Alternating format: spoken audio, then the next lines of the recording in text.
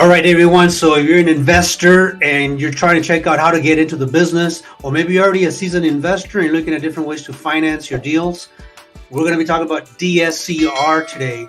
So this is Rogelio, eXp Realty, Vida Properties eXp Realty, and hopefully this is something that's useful. I happen to have today a guest, a lender that's been in the business for many years, and so let's bring him on the line here. Hi, Martin. How you doing?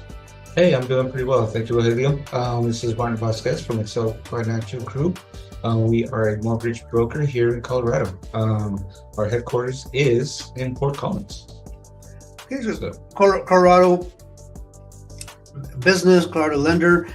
So let's get started, man. So really quick, actually, the first thing is just how can people reach you? Online, website, phone number? The best way to reach me is on Facebook, Instagram. You could reach me at Martin Vasquez. Best number to contact me is 720-276-8662. And my email is mvasquez@excelfg.com. All right, man. Well, thank you. And so just like other videos that I make, this is not to become an expert, to know everything. This is just to know enough that just to tell if this is something that you may have an interest in, and we can find out more. Talk to me, talk to Martin, and find out, hey, how can we use this? So DSCR, debt service coverage ratio, what does that mean? The debt service coverage ratio, DSCR, basically what it means is you want your rent to cover your expenses. So, and that's basically what it is. So you're covering your debt service, basically your debts, but DSCR. You're paying, yes. Exactly. That's why they call it DSCR. In the industry, we're not very creative, Yeah, so it's like really direct, right? I mean, it makes sense. And the ratio, obviously, it's the 1-to-1 or 1-to, and we'll maybe talk a little bit more about that, but to define, what is the ratio you're talking about? Is it percentage? The ratio you want is 1-to-1. So you always want to see that when it's 1-to-1, then that means that your rent is covering the ratio exactly the same. So, of course, you probably want a 1 to 1.25. Basically, your rental is covering the rent with cash flow. When you do your own budgeting, obviously you want your income to get ahead of the expenses, right? Exactly. So I think that's just one way to just think about it. So this is a program, again, for investors, specifically for rental properties, because it has to be an income producing property, not a fix and flip, right?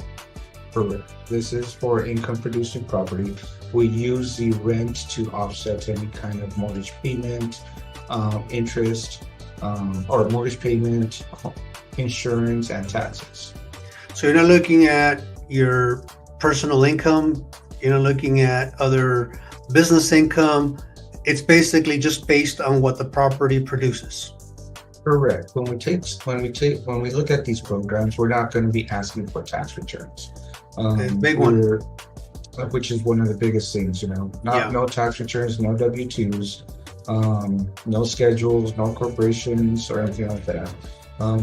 Everything is based on the cash flow of the property versus the property expenses.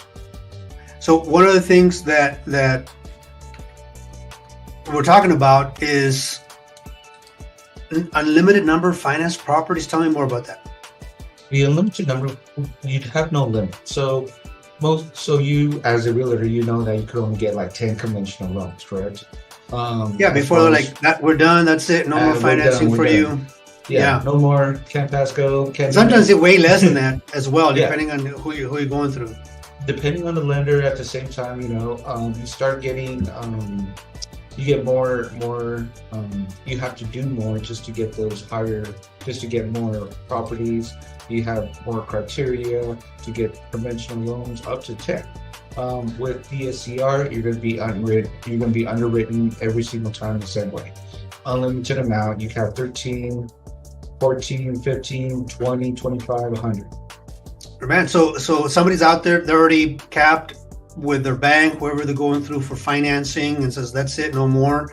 You have to sell to buy and work it that way. Think about DSCR.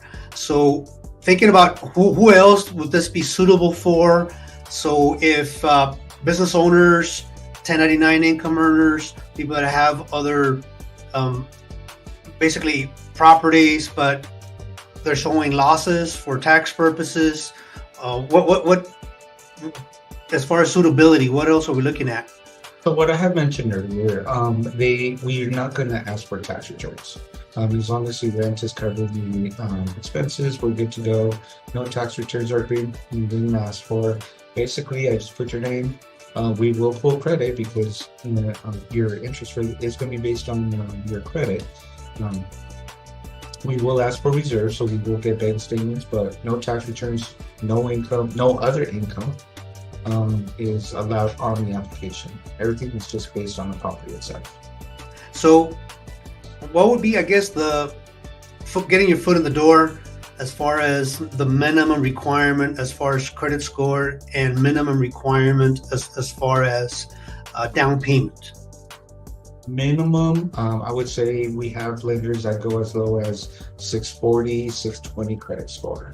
Ideally, you do want to be, because you want the cash flow, of course, you want to have a higher credit score.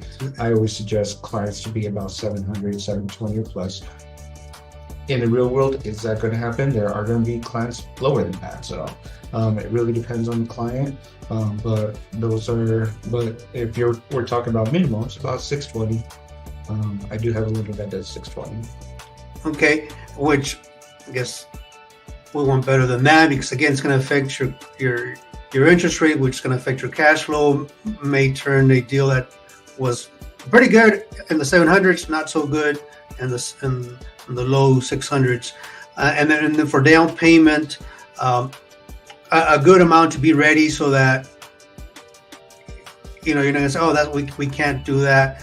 So at least you're in the mix there. You're at least have options. What will be, I guess, a recommended down payment to have? If we're going to purchase rental property, we want to look at about 20%. That would more likely help you cash flow on the property right off the bat. Yes, of course. If you have more, obviously less debt, more equity, better for you. And you're okay with first-time investors as well? With the DSCR program, yes, they are welcome. First-time investors are welcome to use this program. And even I-10, I hear? We can use this in I-10. Based on experience, yes, I have closed loans with I-10 borrowers who are able to put about 20% down to purchase a property or rent. All right, and then foreign nationals. Foreign nationals, we can, same exact thing. They would have to put about 25% down, but foreign nationals are allowed to purchase a property using the DSCR program. Okay, so now we kind of looked at, this is for investments. This could be first time. You could have different number of properties, as low as in the 600s for credit score, and 20%. We're gonna, that's my thing as far as my end as a realtor, looking at what are the prices for rental properties, and basing obviously how much money based on that, having that 20% do you need to have. And as far as where this money can come from, does it need to be seasoned? Can it be gifted? How is it sourced? A lot of times we want to look at 2 months of bank statements to look at where your down payment is coming from. Also, some programs will allow 100% gift of funds. All right, which some lenders will allow gift of funds. 100% gift of funds. Maybe you have a relative, maybe a father, brother, or some kind of other relative that wants to invest with the person that's purchasing a house, and they could get 100% of the down payment. Okay, for anybody that has property out there that's already rental, if they wanted to for some reason refinance, they could do that as well. Correct. DSCR program does allow for refinancing. You could do both rate and term refinancing or cash out. So rate and term refinancing, they go up to 75% of the value of the property, or if you do cash out, up to 70% of the value of the property. Okay. Now you can't deplete your monies, right? And you can't just everything go into the down payment and closing costs. You still need to have some money in the banks and reserves for this to work out, right? Is that a high bar to have? On average, most lenders do want to see that you have 6 months of mortgage payment in your bank account, in addition to your down payment and closing costs. Okay. Any other thing as far as the terms, prepayments, penalties? Do they need to hold on to the property for a while? Can they resell? What? So the terms for a DSCR, it could, you have a couple different options. You could do a fixed rate, 30 or 15-year fixed rate on the loan. You could also do a 30-year interest-only loan. So if you want to cash flow just a little bit more, you can ask for an interest-only DSCR loan. You should have about up to 6 months worth of reserves. Of course, to cover 6 months payments. One thing about these is also you'll have a prepayment penalty. So, of course, the more prepayment penalty, it's different from every lender. A prepayment penalty, it could be for 1 year all the way up to 5 years. So, of course, the more prepayment penalty you have on there, the less your rate's going to be, because then you're going to be less risky to the bank. On average, I would say most people opt for the 3-year prepayment penalty, because then maybe in 3 years they'll figure out, hey, do I want to sell this or get another one? Because from this point in about 3 years, maybe my equity is going to be a lot higher. So maybe you want to sell without no prepayment penalty. Prepayment penalty is different from every lender. Some will look at the outstanding balance and then charge you maybe 1% of that, depending on the year. Sometimes it's laddered. Always talk to your lender about your prepayment penalty and what that would be. So, one last thing, as far as what type of properties can we consider for DSCR financing? So these are going to be investment properties, of course, they're going to be rented, but we can start as like with single families and then go up to multifamilies and Correct. DSCR is pretty versatile as far as what we could use it for. We could use it for single family homes, townhomes. If you do have a DSCR, or if you do have a house that's vacant, we can do a DSCR program. We could do on condo hotels, short-term rentals. We could also do 1 or 4 unit homes. Of course, that's always a good thing. 2 to 4 mixed-use properties and up to 10 units. Okay, so let me show everyone just an idea of kind of what's the investment property inventory look like, specifically right now in the Denver metro area. Okay, so here I pulled up, just did a research, up to $900,000 in the Denver metro area. What comes up if I search for investment properties?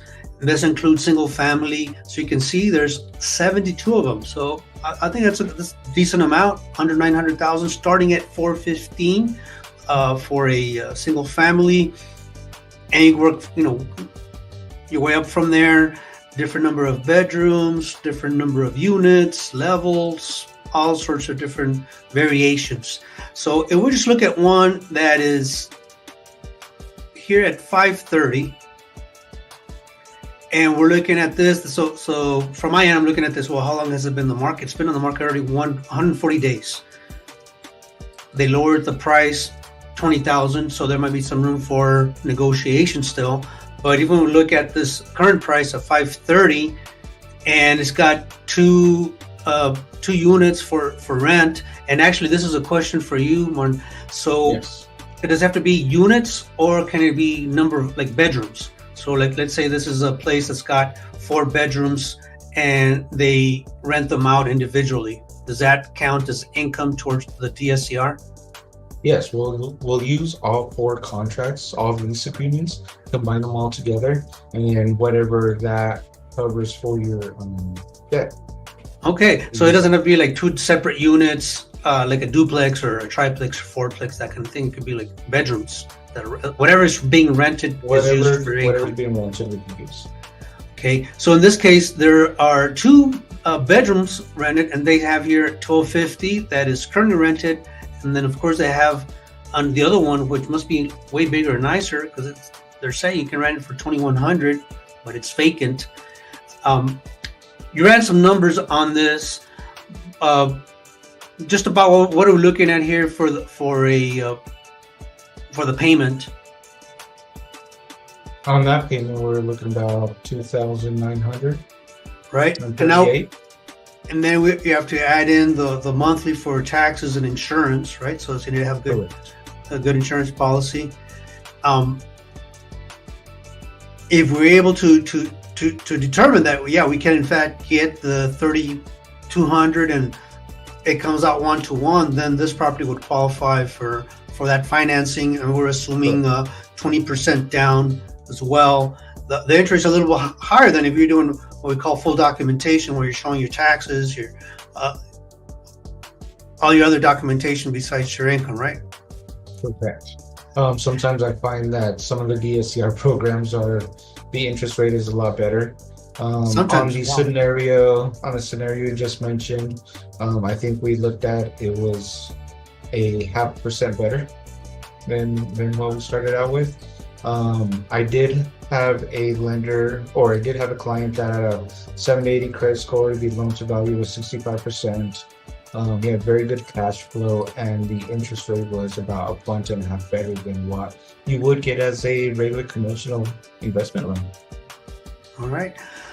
Well, hey, I think this is plenty of information about your debt servicing or debt service coverage ratio, financing for investors for rental property. Every case is going to be different. Every individual is going to be different. How much money you're willing to put down, location, price, so many different factors, right? Hey man, well, let's finish up, man. Thanks again for your time. Any lasting a message or comment on the topic? Keep investing out there. It's always a good time to buy. Right on. All right. Well, we'll be talking next time on another subject. And remember, reach out to us. Again, here's my information, and we'll put information for Martin as well. You can reach out and get you all ready and purchasing some rental properties. Have a good day. Thank you. Thanks for having me.